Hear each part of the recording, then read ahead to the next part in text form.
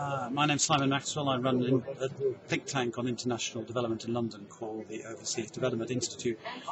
I've just heard Bill Clinton say in the plenary hall how important it is to remember that this is a global community in which some of the people most affected by the crisis are amongst the poorest on the planet. And that's a really important statement because there's a tendency to think about the financial crisis as being something that mainly affects developed countries and that it's a crisis that will be solved in developed countries. Neither of those statements is true. We're seeing the recession rolling out and affecting many poor countries and many poor people on top of the food crisis and the fuel crisis of last year. We now see countries very badly affected by lower remittances from migrant workers, by falling prices and volumes for the exports of goods and services, tourism receipts, for example, falling, the reversal of foreign direct investment and the repatriation of portfolio flows to developing countries.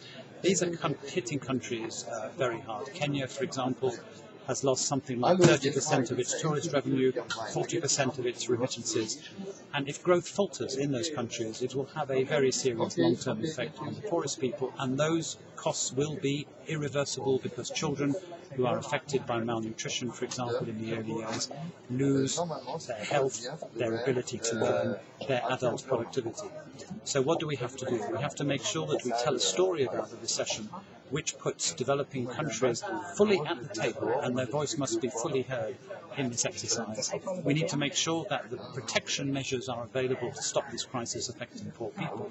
And we need to think about poor countries as part of the solution as well as just part of the problem. And investment in developing countries can play a big part in providing the boost to global growth that is on so many people's minds here at Davos. We have a number of important opportunities coming up in the next few months, starting with the G20 meeting in London in April.